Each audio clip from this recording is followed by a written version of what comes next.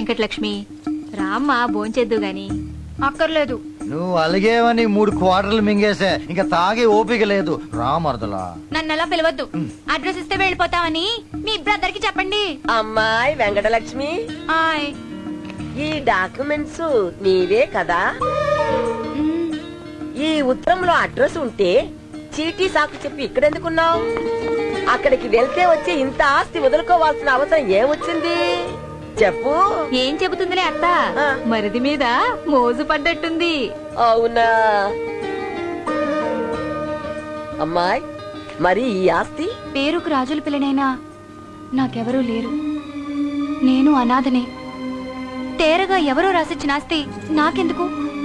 మీ అబ్బాయి కంటే ఎక్కువ అది. అవునవును, బ్రాండీ కోట్ ఇంట్లో ఉంటే కళ్ళుకుండ కోసం ఎవడెళ్తాడు?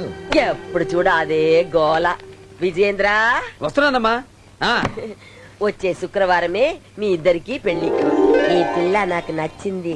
నీకు నచ్చింది ఏదైనా నాకు ఇష్టమేనమ్మా. నీకు నచ్చలేదా? హై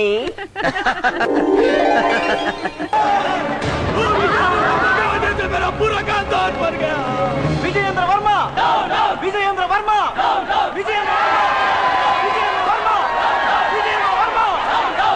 మా వాడి మీద దెబ్బ పడితే మీ తల లేచిపోతాయి. ఆగండి, వాళ్ళు వచ్చింది నాతో మాట్లాడడానికి. మధ్యలో మీరు జోక్యం చేసుకోవడానికి వీల్లేదు. లోపలికి వెళ్ళి తలుపులేయండి. నీ మూలంగా నా వాళ్ళు చచ్చారు. నువ్వు చేసిన అవమానం భరించలేక ఊరేసుకున్నారు. వాడితో మాటలేమిటి? ప్రాణానికి ప్రాణం తీయాలి. ముస్లిమో హిందో తేలిపోవాలి. మీ వాళ్ళు పోయారన్న ఆవేశంలో మీరు ఇక్కడికి వచ్చారు. దానికి మతం రంగు పొలమొద్దు. తప్పుతావు పట్టించి రక్తపాతాలు జరపద్దు. నేను తప్పు చేశానని మీరు అనుకుంటే ఏం చేసినా భరించడానికి సిద్ధంగా ఉన్నాను. తప్పు చేయబట్టే వాడు తలదించుకున్నాడు. మారో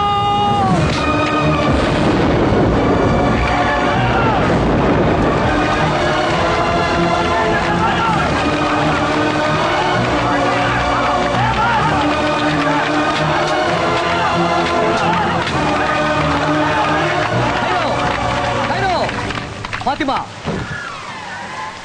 నువ్వు పెంచిన వాడు ఇంతమంది చావుకి కారకుడయ్యాడు. వాణ్ణి నువ్వు ఇంట్లో ఉంచుకున్నంత కాలం నిన్ను మతంలోంచి వెలివేస్తున్నా.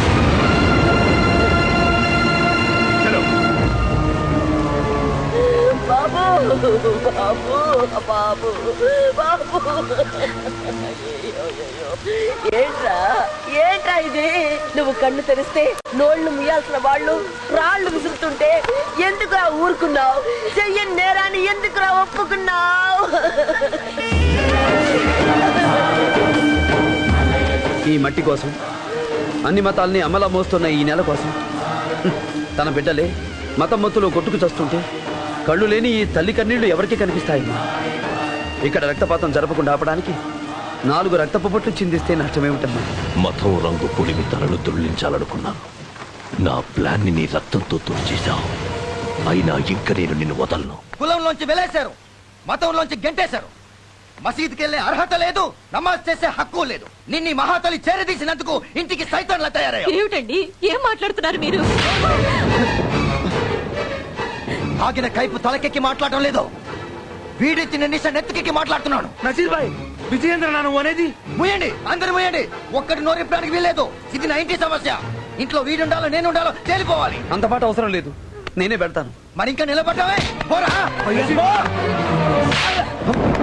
నాకు కులం అక్కర్లేదు, మతం అక్కర్లేదు, కొడుకు అక్కర్లేదు. వీడు కావాలి. వెళ్ళు. వీడి మీద చెయ్యేసిన నువ్వు ఇంకొక క్షణం ఇంట్లో ఉంటే నరికేస్తాను. పోరా పోరా, వెదవా, పోరా. నీతి ఎక్కడుందిరా ఈ దేశంలో? తిండి పెట్టి పెంచినోడే తిరగబడి మమ్మల్ని చంపాలనుకుంటే మనకి ఎక్కడుందిరా రక్షణ? నాకు ఎవ్వరూ లేరు. నన్ను కాదన్న ఈ దేశం మీద తిరగబడతా. వెలేస్తే పాకిస్తాన్ లో అడుక్కు తింటూ నిలబడతా. ఎవర్రా నువ్వు?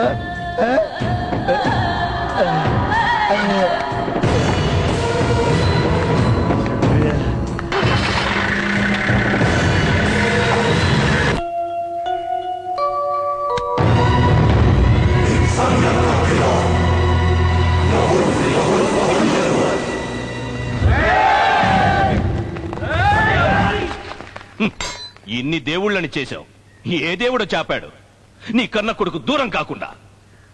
వీళ్ళలో ఎవరు అడ్డుకుంటారు నీ పెంపుడు కొడుకు చావకుండా? ఎవరితోనైనా పెట్టుకో బాబు, వాడితో మాత్రం వద్దు. నీ క్షేమానికి అంత మంచిది కాదు. అచ్చా, అంత కొమ్ములు తిరిగాయా వాడికి?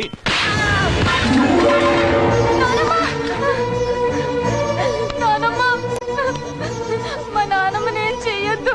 వాడికెందుకు మా దండం పెడతావు? ఇంతమంది దేవుళ్ళ ముందు నన్నేం చేస్తాడు వీడు? నువ్వు వెళ్ళమ్మా భారతి. భారతి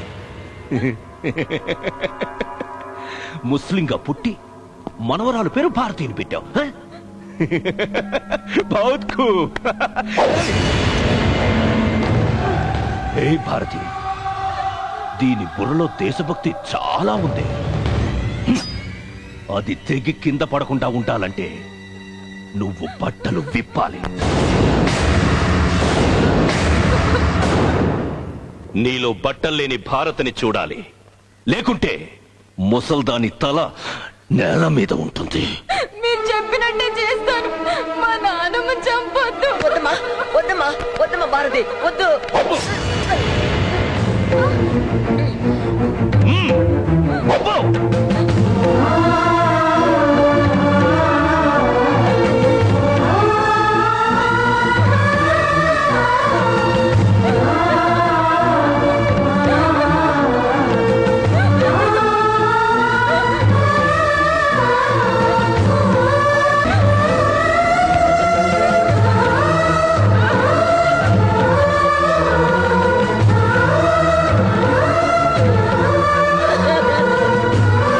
చూడండిరా.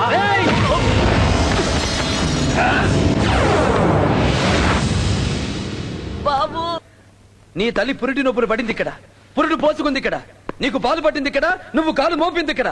గుండెల మీద మోసిన తల్లి గొంతు మీద కాలయ్యాలని చూస్తున్నావు. చస్తావు. ఏయ్! ఈ గడ్డకుంటే చించి పంచుకుంటే ఉండడానికి మీకు నేనెక్కడ? మేము దయ చూపుకుంటే మీ బతుకెక్కడ? మేము కన్నెర చేస్తే మీకు పీల్చడానికి ఊపిరెక్కడ? ఏముందనేరా మీకు ఈ పొగరు? ఏం పీకుతారా నా 100 కోట్ల జలాన్ని? ఇలాంటి లూతను అడ్డం పెట్టుకుని నాటకాలు ఆడటం తప్ప చెప్పరా? నోరు విప్పకుంటే నిలబడ్డ నేల మీదొట్టు, నిలువునా చీల్చేస్తా. చెప్పు. చెప్తాను చెప్తాను. చెప్పు. డబ్బు కోసం అస్లాం మాటలు విని నా కుటుంబాన్ని నేనే చంపాను. తల్లి తండ్రి చెల్లి అని ఆలోచించకుండా అందరినీ ఉరి తీశాను. మారో ఓ పాగల్ కుత్తేకో మార్.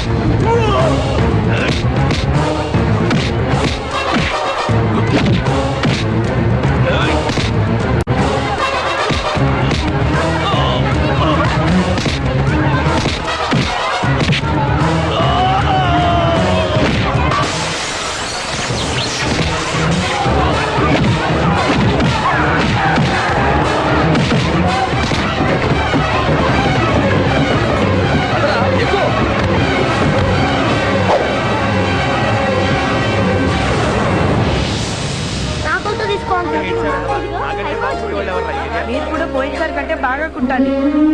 అదేంటమ్మా అలా కూర్చుండిపోయావేం? ఏమీ లేదు. ఆ కన్నీళ్ళేంటమ్మా? వాడు రాలేదనేగా? ఊరుకోమ్మా, వాడు రాలేదన్న బాధ నాకు లేదనుకున్నావా? శుభకార్యం కన్నీళ్లు పెట్టకూడదని కడుపులో దాచుకున్నానమ్మా. మీ ఇద్దరి చేతుల మీదుగా వాడి పెళ్లి జరగాలని ఎన్ని కలలు కన్నానమ్మా. వాళ్ళిద్దరి చేతుల మీదగానే జరుగుతుందమ్మా. ఏంట్రా, వాడొస్తాడా? వస్తాడమ్మా. అన్నయ్య ఇంట్లోంచి వెళ్ళడం నేను ఆడించిన నాటకం. అన్వర్ విషయం బయటపడడానికి కారణం అన్నయ్యే. వాడు అసలే తాగపోతురా, పొరపాడన్న వాళ్ళకి తెలిసిపోతే? నేనుండగా అన్నయ్యకి ఏం కాదమ్మా. నా ప్రాణాలు అడ్డేస్తాను. మామయ్య గారు, ఏంటమ్మా? మీ అబ్బాయి ఎక్కడండి? కొంచెం అయినా పద్ధతి తెలియదేంటండి ఆ మనిషికి? ఏమైందమ్మా? కాబోయే ఫ్యామిలీని అప్పుడప్పుడు వచ్చి పలకరించి పలారాలు అయ్యాయా, భోజనం చేసావా, చీర నచ్చిందా, గాజులు నచ్చాయా అని అడిగితే ఆయన సొమ్మేం పొద్దండి. వాడదో టైపులేమ్మా, మిలిటరీ వాడు కదా. మిలిటరీ అయితే నాకేంటి, ప్రధానమంత్రి అయినా పెళ్ళడానికి మొగుడేనండి. ఆయ్ 3 ముళ్ళు పండివ్వండి, పొంగు చుట్టూ గిర గిర తిప్పుతా. ఇంకాపు, తిప్పింది చాలు, కళ్ళు తిరిగిపోతున్నాయి. బాబాయ్, మీరంతా ఇక్కడ ఉండిపోయానే. న్యూఢిల్లీ ఎక్స్ప్రెస్ లో మా మిలిటరీ వాళ్ళు 1000 మంది దాకా పెళ్లికి వస్తున్నారు. వాళ్ళకి కావలసిన వసతి ఏర్పాట్లు చూడాలి కదా. అవన్నీ మేము చూసుకుంటాం కదా, నువ్వు వెళ్ళు.